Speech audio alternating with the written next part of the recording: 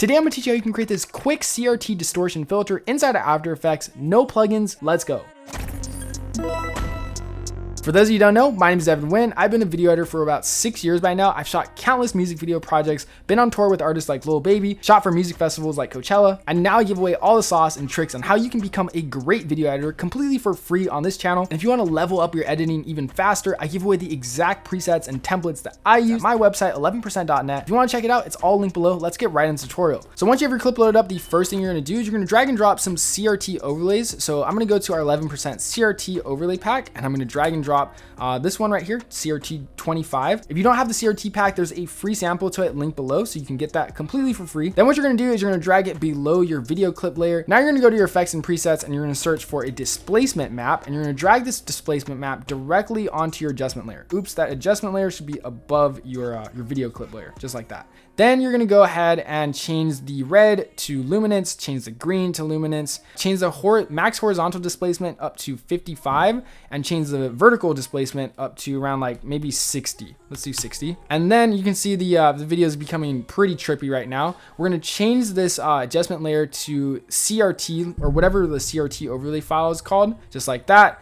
And make sure you hit effects and masks, and boom, just like that, you can see we got this crazy looking like distortion going on right here. So if you're looking to create that CRT effect for your videos, this definitely enhances the footage so it doesn't just look like you're overlaying a video on top of it. And of course, if you adjust these displacements, it changes the way these pixels move. So the lower the values are, the closer it's going to look to the original footage. I'm just going to keep it both around like 40s, but of course it's not done yet. Let's go ahead and spice it up with some other effects. I'm going to search first for VR chromatic aberrations right here. This is like, honestly, if you watch my tutorials, this is my favorite go-to effect. I'm gonna turn the red aberration up to like -4, just like that. And then what I'm gonna do is I'm gonna search for a glow. I'm gonna use After Effects standard glow, but you can use sapphire glow if you prefer. Change the glow radius to something like maybe 100. I don't know, maybe that might be too much. And then you can of course just adjust the threshold based on your footage. I don't know, I'm kind of liking something like that. Lastly, I'm gonna search for and apply a channel blur effect, and also apply that to our adjustment layer. Then you can just basically increase the red blurriness just a tad bit, and there you go. Or actually you can do the green blurriness. That's actually a better one. Now we kind of have this cool like